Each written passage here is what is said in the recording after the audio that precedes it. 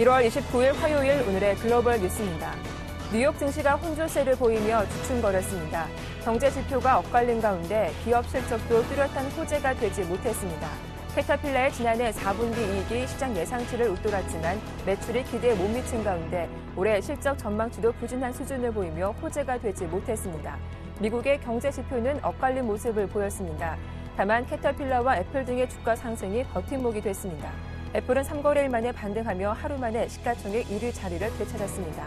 다우지수는 0.1%, S&P 500 지수는 0.18% 하락한 반면 나스닥 지수는 0.15% 상승했습니다.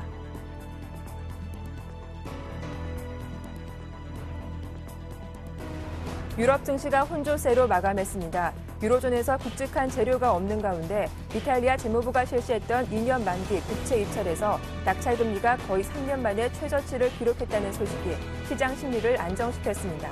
그러나 엇갈린 미국 경제 지표와 캐터필러 실적 전망 부진 등의 차익 매물이 나왔습니다. 독일은 0.32% 하락한 반면 영국과 프랑스는 각각 0.16%, 0.07% 상승했습니다. 미국 연방준비제도가 오는 3월 초에 19곳의 대형 은행들에 대한 스트레스 테스트 결과를 발표하기로 했습니다. 연준은 그동안 미국의 30개 대형 은행들에 대한 스트레스 테스트를 진행해왔으며 이 가운데 19곳의 테스트 결과를 3월 7일에 발표하겠다고 밝혔습니다. 이번 테스트는 미국 경제가 극심한 침체 상태에 빠지고 주식시장이 가파르게 하락할 경우로 상정한 뒤 대형 은행들이 이를 충분히 감내할 수 있는 자본 상태를 유지하고 있는가를 파악하기 위한 것입니다.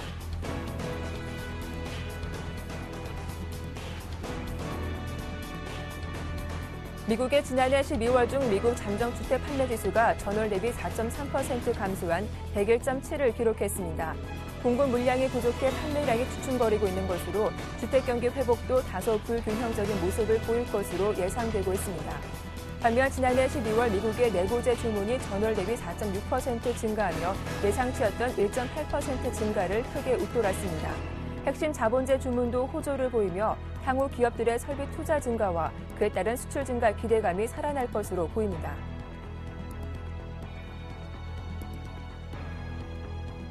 미국 캐터필러의 지난해 4분기 이익이 시장 예상보다 양호했습니다.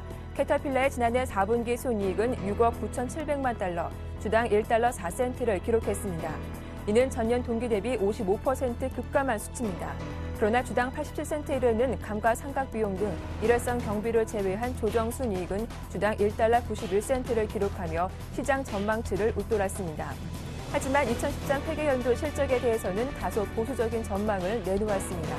올해 주당 순이익 전망치를 7달러에서 9달러 정도로 매출액은 600억 달러에서 680억 달러를 제시했습니다.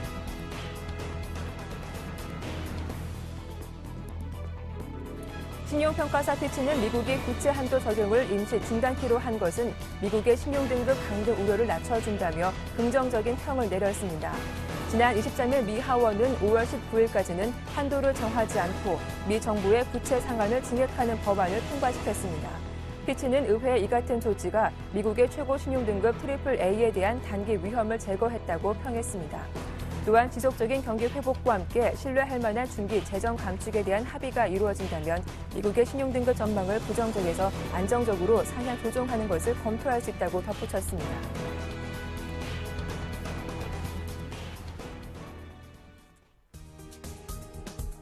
안녕하세요. 굿모닝 대박 예감 박미라입니다. 간밤 뉴욕 증시는 혼조세로 거래를 마쳤습니다. 개장 전에 발표된 내고재 주문 건수가 전망치를 크게 상회하면서 미국의 제조업 경기가 회복세를 보이고 있다는 걸 확인시켜주기도 했는데요. 다만 장중에 발표된 미결주택 매매 건수가 예상 밖의 하락세를 보이면서 지수는 조정을 받기도 했습니다. 문제는 우리 시장입니다. 최근 3거래일간 외국인의 매도 규모가 1조 1,800억 원을 넘어서고 있는 상태인데요. 특히 규모가 큰 IT와 자동차주를 대거 매도하면서 시장에 부담을 주고 있습니다. 또 어제는 원달러 환율이 하루 사이 20원 가까이 급등하면서 1,090원대 거래를 마치기도 했는데요. 오늘 환율 흐름과 관련해서도 자세한 이야기 나눠보겠습니다. 굿모닝 대박 예감 1부 순서 지금 바로 시작합니다.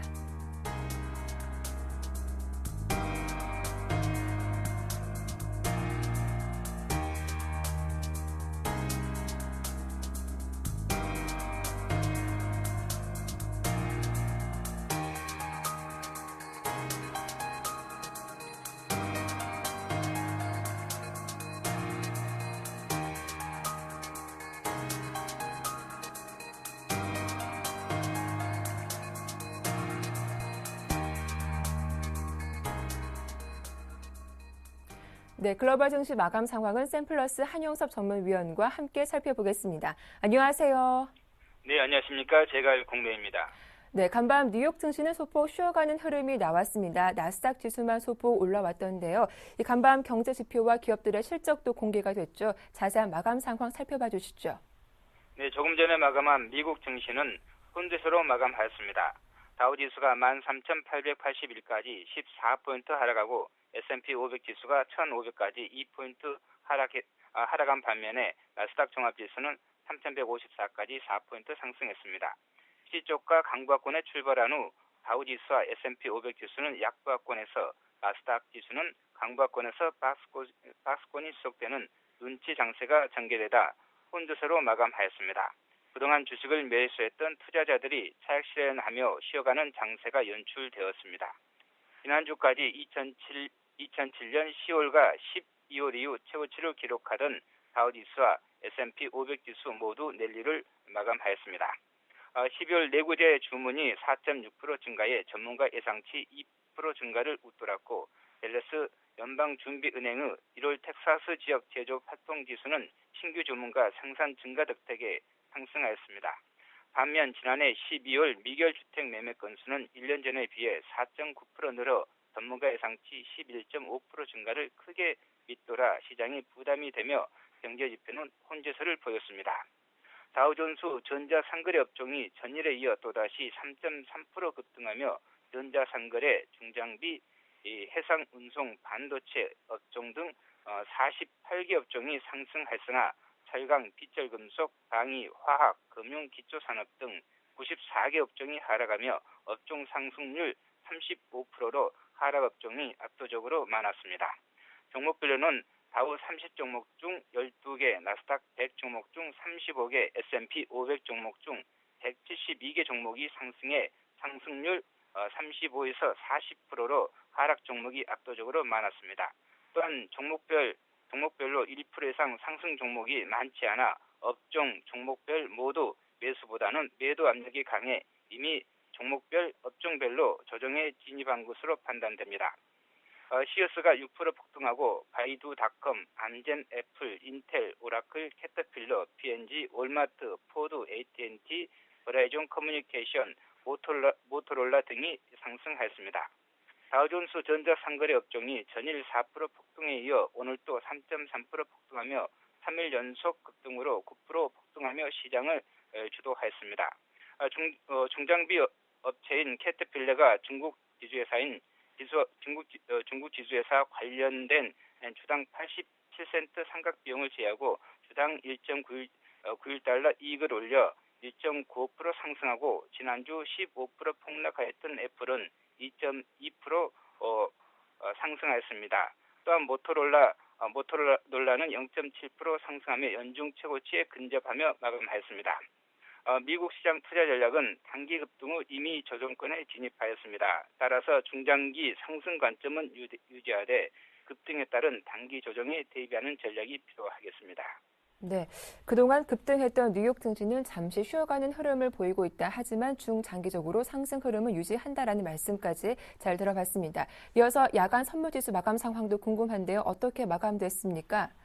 네, 새벽에 마감한 야간 선물시장은 256.75로 주간시장 대비 0.5포인트 상승하였습니다.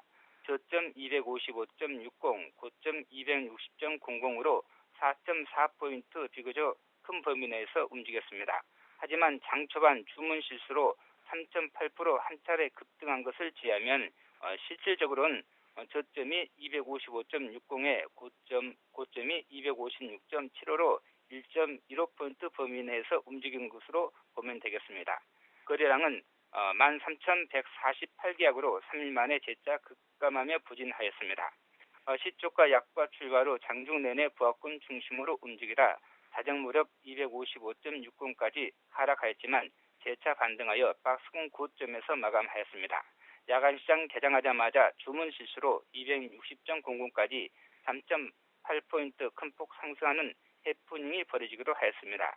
개인이 341계약 매도하고 외국인이 346계약 매수하여 개인의 매도 대 외국인의 매수가 충돌하였으며 기관은 관망하였습니다. 야간 옵션 시장은 포름 강보와 푸슨 약보합에 마쳤습니다. 네, 어제 코스피 지수는 반등이 나오지 못하고 1939포인트까지 밀리면서 또다시 약세로 거래를 마치기도 했습니다. 오늘 시장 전망도 궁금하고요. 또 선물과 옵션 시장 어떻게 대응해 봐야 할지 전략까지 살펴봐 주시죠. 네, 전일 국내 증시는 해외 증시의 상승에도 불구하고 시초가 하락 출발후 장중 1930포인트까지 하락하며 약세가 지속되었습니다.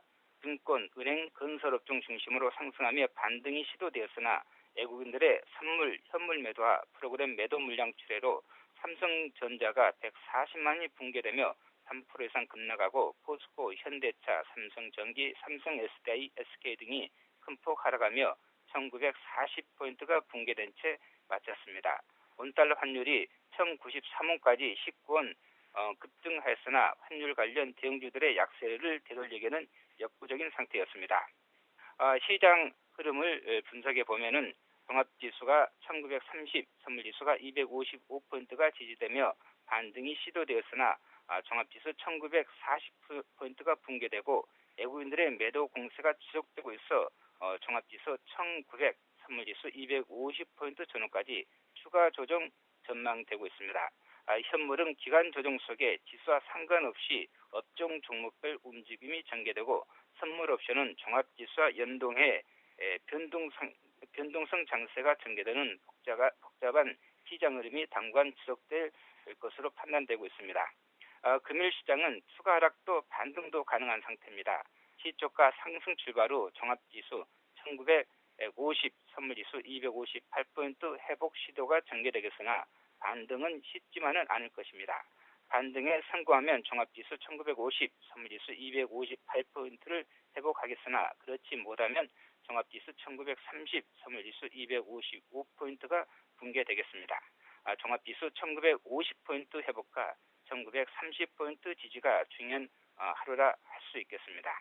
대응 전략은 선물지수 258포인트 전후에서는 매도하고 255포인트 전후에서는 매수하되 예상과 다를 경우 선절매하고 선절매 폭은 비니가 대비해서 0.5포인트를 제시하겠습니다. 금일 저점은 종합지수 1930, 선물지수 255포인트, 고점은 종합지수 1950, 선물지수 258포인트를 제시하며 하락시 지선은 선물 255포인트, 상승시 저항선은 선물 258포인트, 그리고 최대 변동폭은 선물로 하한선 254에서 상한선 259포인트까지 제시하겠습니다. 옵션 매매 전략은 박스권이면 양매도, 추가 하락 시에는 약세 풋 스프레드, 반등 시에는 강세 콜 스프레드 전략 중 선택해서 적용하시기 바랍니다. 양매도는 콜 풋 옵션 동시 매도 전략으로 지수가 박스권일 때 유리하며 약세 풋 스프레드는 푼 내가격 매수와 등가격 매도로 추가 하락에 대비하는 전략이며 강세 콜 스프레드는 콜 내가격 매수와 등가격 매도로 반등할 경우에 적용하면 유리하다 할 수 있겠습니다.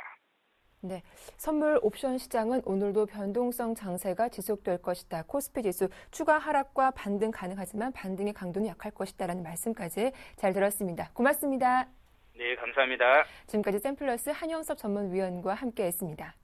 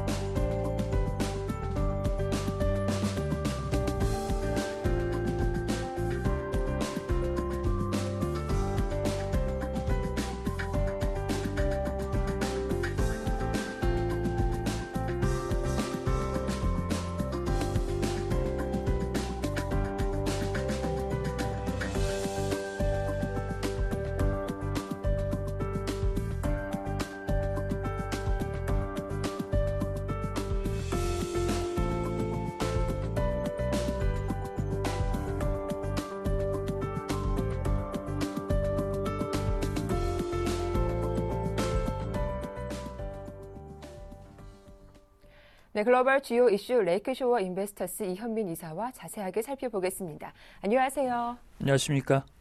네. 자, 신용평가사 피치가 미국 의회 연방정부 부채 한도를 임시 상향하는 것에 대해서 반응을 나타냈습니다. 어떤 코멘트가 나왔습니까? 그렇습니다. 지난주에 이게 저희가 이제 방송을 하면서 네. 피치사가 어떤 반응을 나올 것인가 이런 부분이 좀 궁금하다라고 말씀을 드렸는데요. 반응이 나왔습니다. 예상보다는 긍정적으로 평가를 했습니다. 다소 의외라는 반응도 현재 나오고 있는 상태인데요.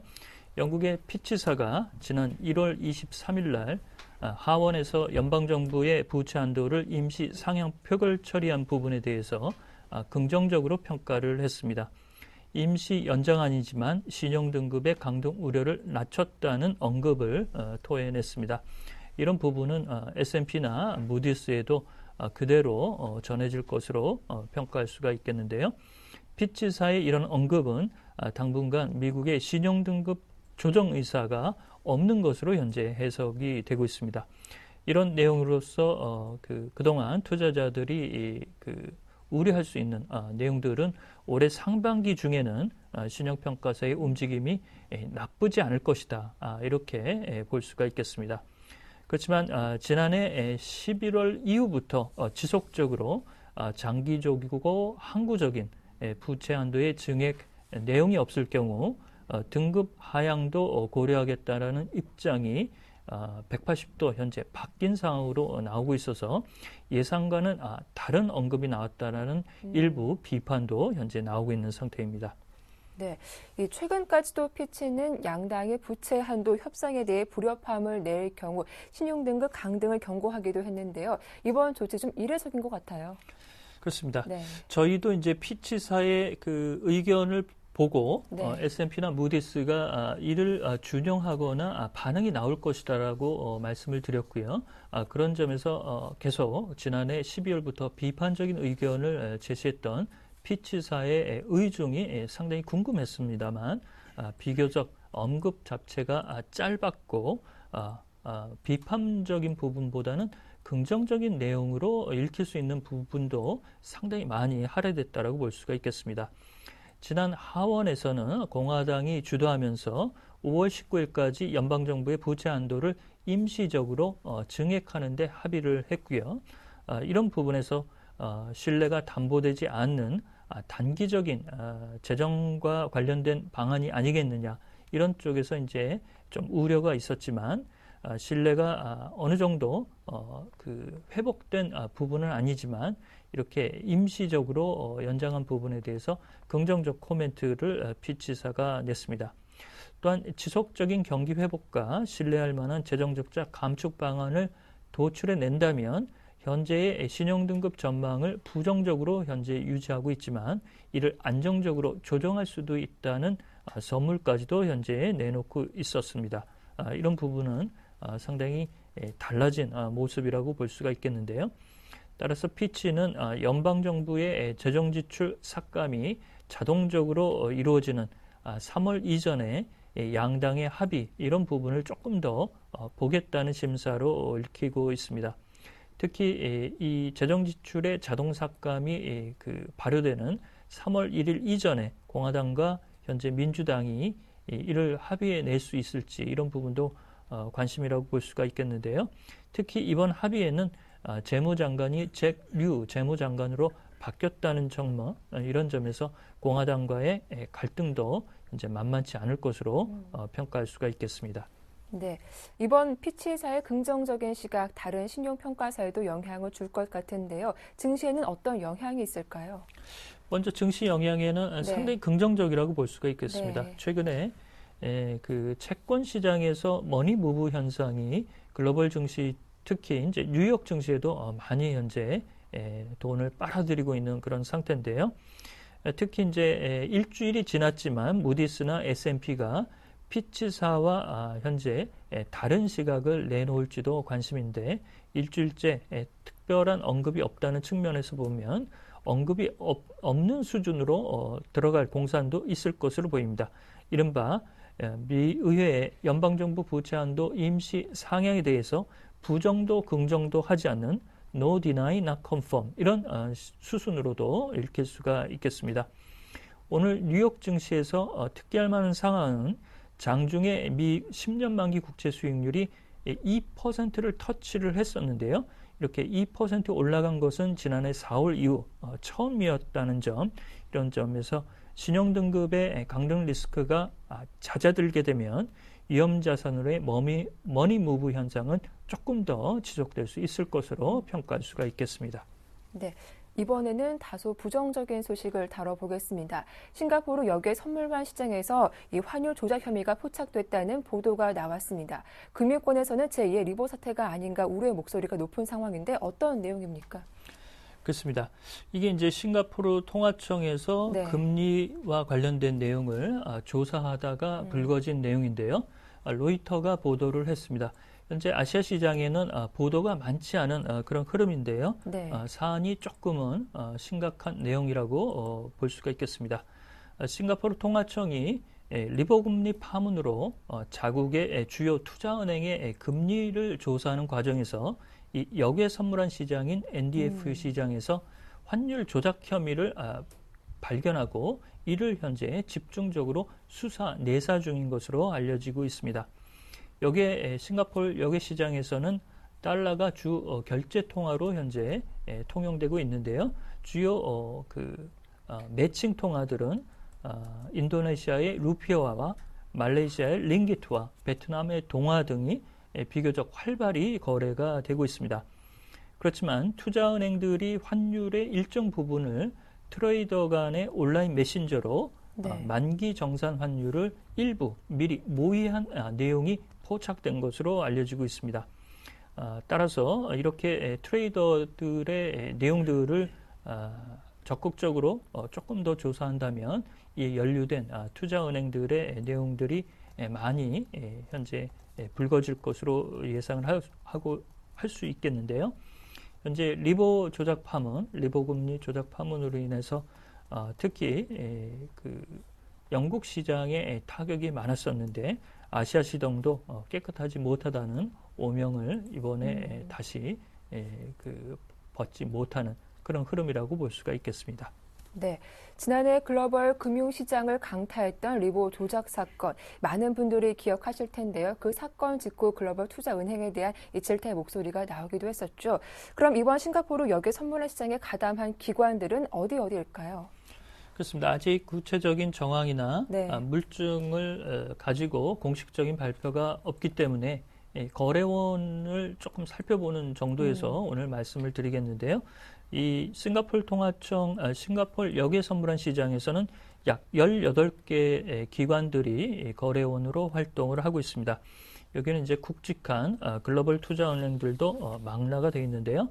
유니언 뱅크 오브 스위스랜드, UBS와 JP 모간 체이스, DBS, HSBC 등도 현재 있고요. 또한 싱가포르 로컬 은행들도 다수 여기 이제 포함이 되어 있습니다. 이렇게 많은 기관들이 전반적으로 연루 혐의가 미친다면 현재 바클레이스를 비롯해서 UBS 등 많은 리보 금리 조작 파문으로 인해서 벌금을 냈던 이런 홍역이 싱가포르 역외 선물한 시장의 환율 조작 파문으로 이어진다라고 볼 수가 있겠습니다. 특히 이제 1998년 아시아 외환 위기의 진앙지 역할을 이 싱가포르 역외 선물한 시장에서 소로스 펀드가 태국의 바투아를 대량으로 매도하면서 그것이 촉발됐다는 금융 위기의 진앙지라는 오명을 가지고 있는 그런 시장입니다. 이런 점에서 이렇게 싱가포르 시장의 내용이 명명백백하게 밝혀져야 네. 또 다른 이런 위험 상황을 조금 더 막을 수 있는 그런 흐름으로 되지 않을까라고 볼 수가 있겠습니다. 네, 아직 조사가 마무리된 것이 아니기 때문에 결과를 더 기다려 봐야겠지만 리보 금리 조작에 이어서 투자은행들의 불법적인 행위에 대해서 좀 규제 조치가 더 강해지지 않을까 싶기도 한데요. 그렇습니다. 월가는 아직 반응이 네. 없는데요. 나온 지 이제 그 소식이 얼마 되지 않았기 때문에 이제 반응이 나올 것으로 보입니다. 아직 미국의 주요 투자은행, JP 모간 체이스나 모간 스탠리 등 일부 주요 투자은행들은 리보 금리 파문이 여전히 현재 내사 단계에 있는 상황에서 이렇게 싱가포르 역외 선물한 시장의 환율 조작까지 불거지면서 모든 시장에서 이런 그 금리와 환율의 내부적 거래와 조작이 만연됐다라는 이런 투자은행의 오명을 씻지 못할 것으로 보입니다. 따라서 이렇게 일이 그 수순이 커지게 된다면 현재 볼커루를 조금 더 앞당기고 규제가 강화되는 이런 네. 그 흐름으로 나타낼 공산이 크다라고 볼 수가 있겠고요. 이런 그 내용으로서 중국이나 일본, 우리 시장으로 최근에 환율 움직임에 따른 이런 그 불똥이 튀지 않을까 염려되는 부분이라고 할 수가 있겠습니다. 네, 글로벌 주요 이슈 레이크쇼어 인베스터스 이현민 이사와 함께 살펴봤습니다. 도움 말씀 고맙습니다.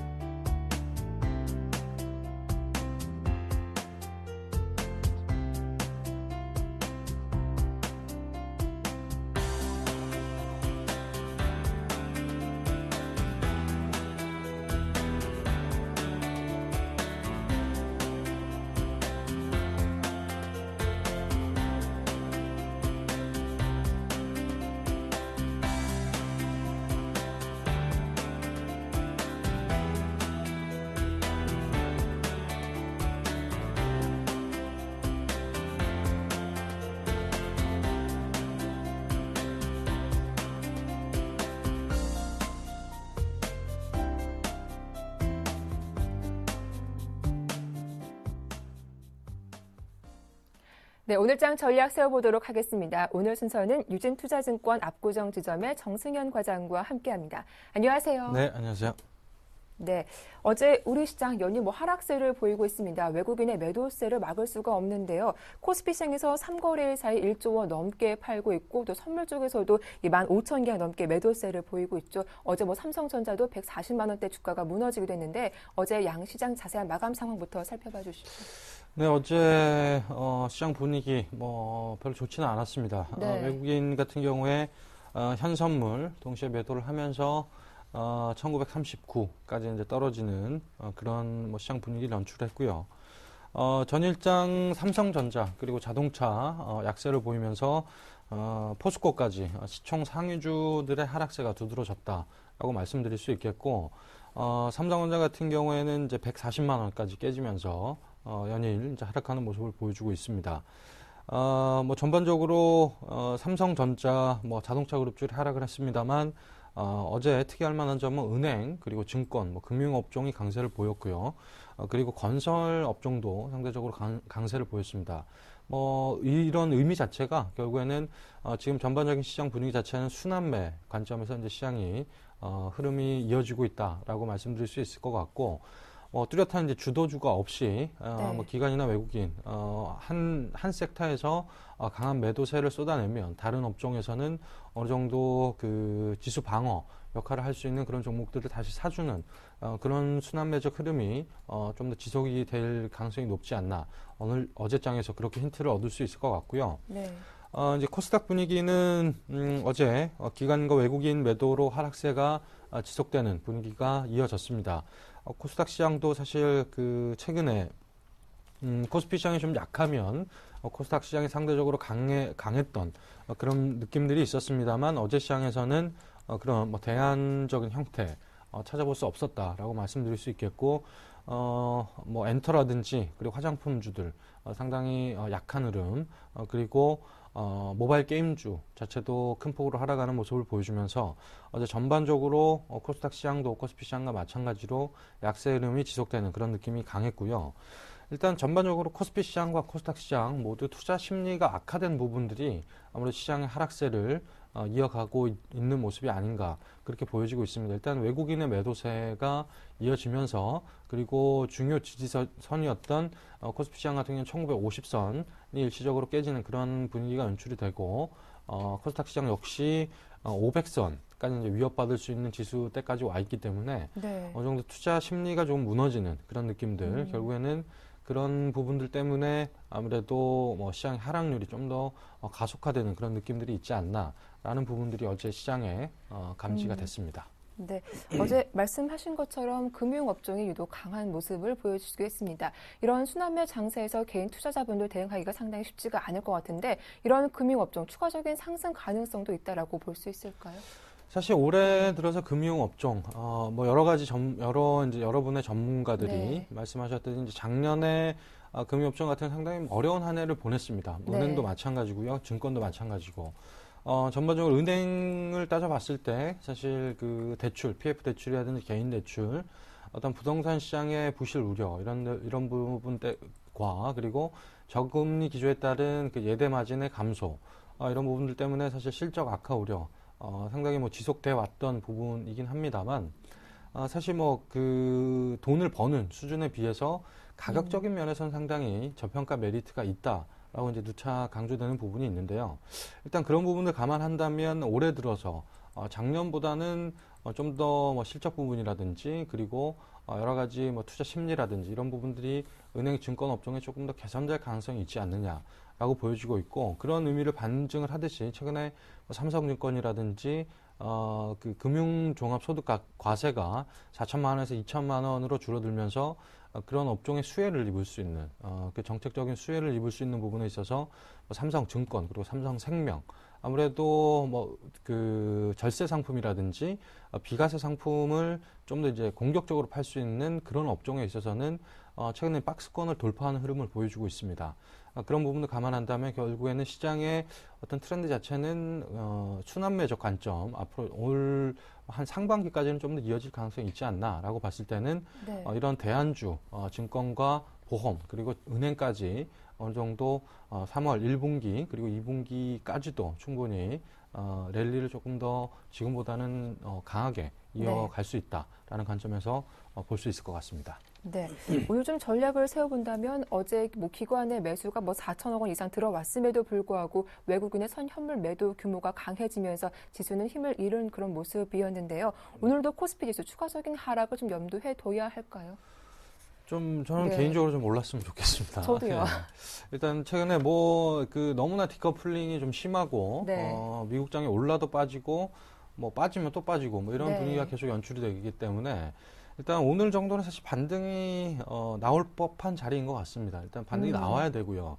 여기서 더 하락을 한다 그랬을 때는 1900선까지 뭐 빠르게 하락 추세로 이어갈 수 있지 않을까라고 보여지기 때문에 뭐 미국 시장과 관계없이 우리 시장은 너무나 뭐 글로벌 시장에서 왕따를 당했던 느낌이 강하기 때문에 뭐 오늘 정도는 충분히 반등할 자리다. 기술적으로 충분히 그렇게 뭐 감지는 되고 있고요. 일단 그런 분위기는 일단 1950선을 회복해야 된다라는 네. 관점으로 다시 결론은 기결되는 것 같습니다. 일단 지지선 자체가 61선과 121선이 맞닿아 있는 선이 일단 1950선이기 때문에 오늘 정도는 뭐 그 정도는 회복하는 시장의 흐름을 네. 좀 더 기대해 볼 수 있지 않나 그렇게 보여지고 있고 결국엔 그렇게 시장이 올라가기 위해서는 외국인의 수급이 상당히 중요합니다. 외국인이 오늘도 팔 것이냐 그렇다면 팔게 되더라도 그 강도가 얼마냐 어제 같은 경우 5천억 가까이 쏟아부었는데 그 강도가 조금 줄어든다라고 했을 때는 어느 정도 시장에 상승 어제도 연기금이 1,000억 정도 매수를 해줬기 때문에 그런 매수세가 좀 더 들어온다 기관의 매수세가 들어온다라고 했을 때는 오늘 상승 좀 더 기대해 볼 수 있을 것 같고요.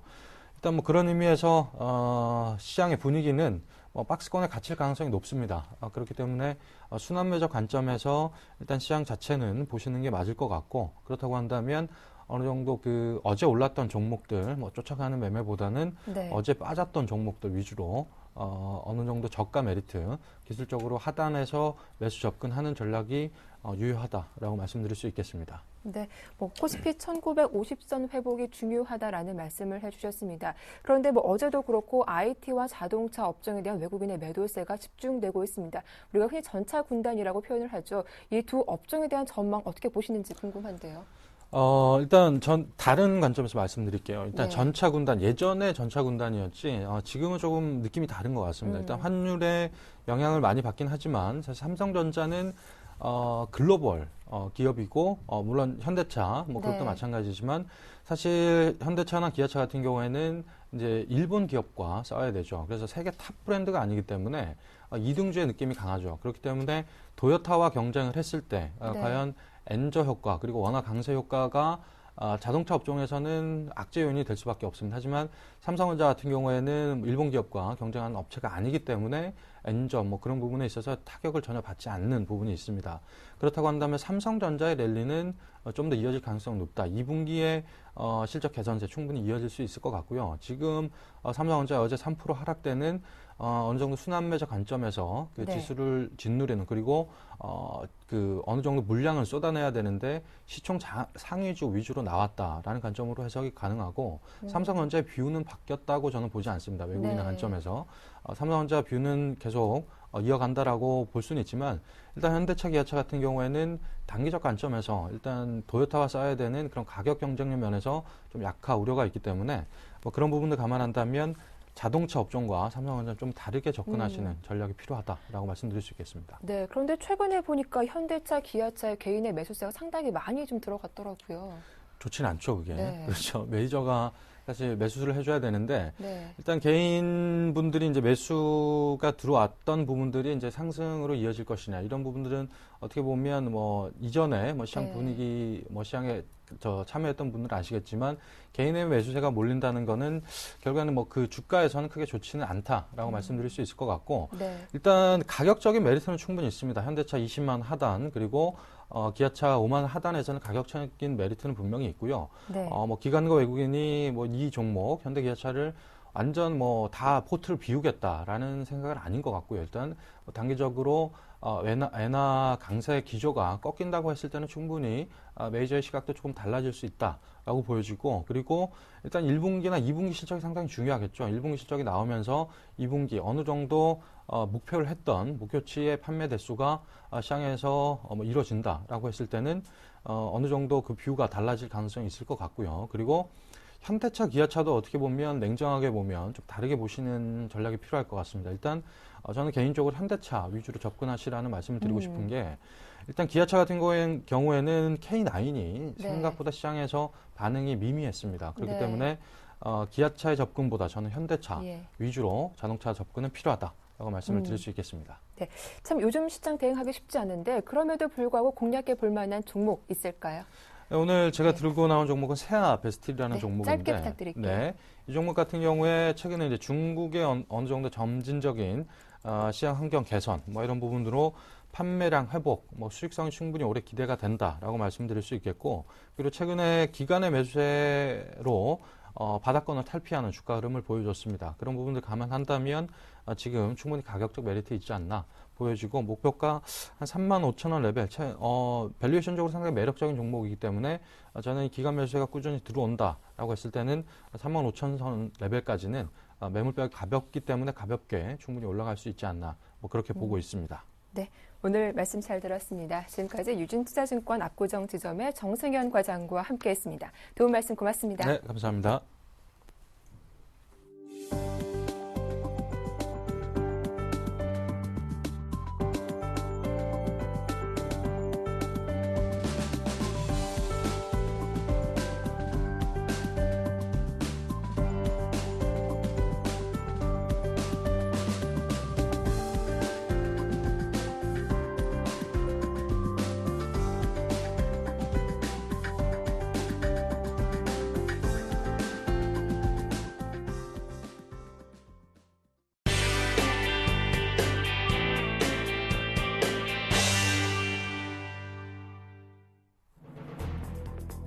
원달러 환율이 전거래보다 19원이나 급등한 1,093원 50전으로 마감했습니다.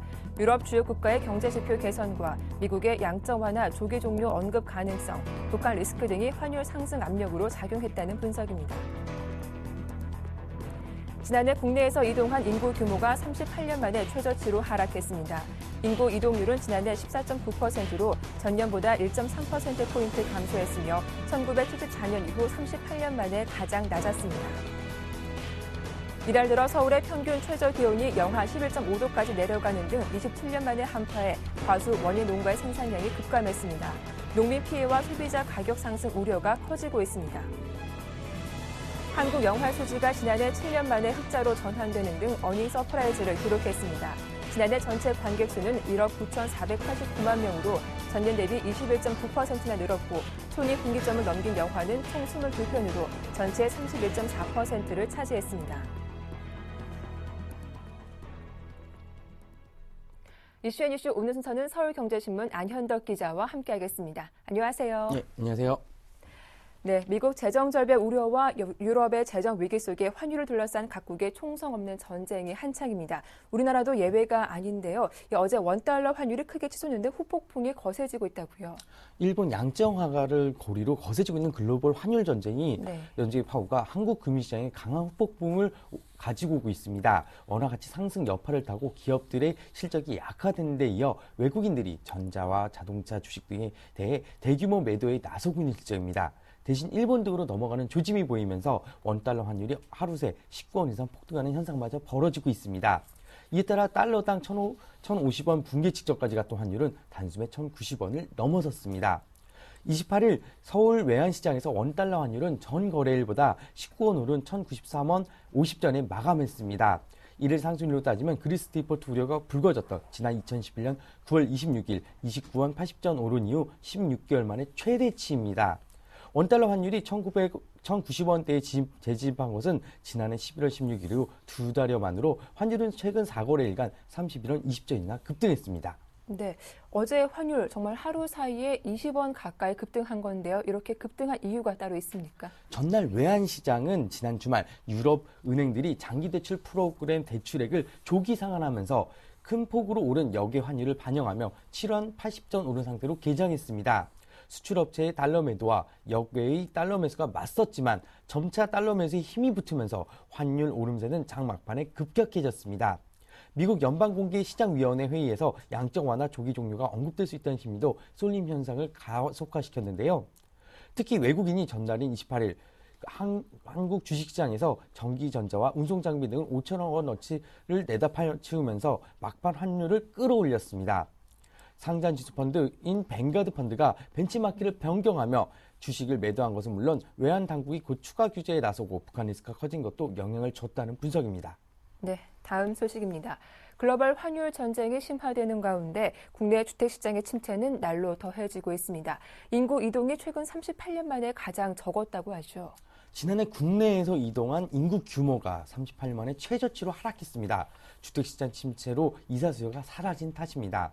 통계청이 28일 발표한 2012년 국내 인구 이동 통계에 따르면 지난 읍면동 단위의 경계를 넘어 이동한 사람은 전년 대비 7.6% 감소한 750만 7천 명으로 집계됐습니다. 이는 지난 1974년 이후 가장 낮은 규모입니다. 지난해에는 인구 100명당 이동자 수도 38년 내 가장 작은 낮은 14.9%로 지난 한 해 이사한 사람은 인구 100명당 약 15명 꼴에 불과했습니다. 주택시장 침체와 더불어 인구 구조의 고령화도 국내 인구 이동 감소에 중장기적으로 영향을 미치고 있는데요. 인구 이동 성향은 결혼, 취업 등으로 인해 20, 30대 연령층에서 가장 높으나 이 계층의 인구는 2002년부터 2010년 사이 227만 명 감소했습니다. 반면 60세 이상 인구는 253만 명 증가했습니다. 네. 올겨울 강한 찬바람에 이 농산물 생산량이 크게 감소했습니다. 한파에 따른 농산물 생산량 어느 정도로 줄었습니까? 이달 들어 서울의 평균 최저 기온이 영하 11.5도까지 내려간 것을 비롯해 27년 만에 한파가 몰아치면서 과수와 시설 원예 농가에 비상이 걸렸습니다. 28일 농림수산부와 지방자치단체에 따르면 전북 지역 최대 딸기 생산 지역인 완주군 삼례읍 딸기 재배 단지는 최근 영하 15도를 넘나드는 강추위가 계속되면서 생산량이 지난해 같은 기간보다 30%가량 줄었습니다.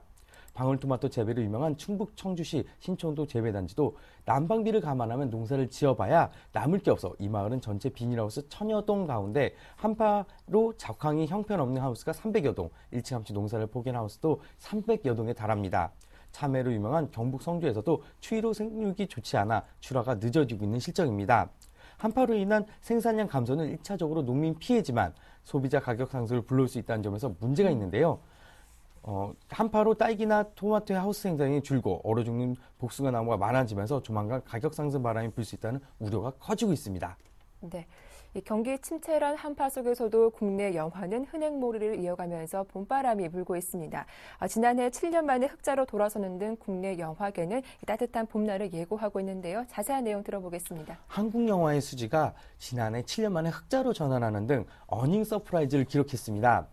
영화진흥위원회는 2012년 한국영화산업 결산 보고서에서 2012년 한국영화 전체 개봉작 114편 중 제작비 10억 원, 스크린수 100개 이상을 확보한 상업영화 70편을 기준으로 투자 수익률을 산정한 결과 13%로 집계됐다고 밝혔습니다. 영지는 이에 대해 한국영화 투자 수익률이 2005년 7.9% 이후 처음으로 플러스를 기록한 것이라며 2011년까지 마이너스 수익률을 지속한 점을 감안하면 어닝 서프라이즈에 해당한다고 분석했습니다. 보고서에 따르면 영화 수익성이 잣대가 되는 손익분기점을 넘긴 영화는 총 22편으로 전체의 31.4%를 차지했고 이 가운데 수익률 100%를 상회하는 작품은 모두 12편에 달했습니다. 네, 이슈의 이슈 지금까지 서울경제신문 안현덕 기자와 함께했습니다. 오늘 도움 말씀 잘 들었습니다. 네, 감사합니다. 네, 굿모닝 대박 예감 1부 순서 여기서 마치겠습니다. 저희는 잠시 후 2부로 다시 인사드릴게요. 고맙습니다.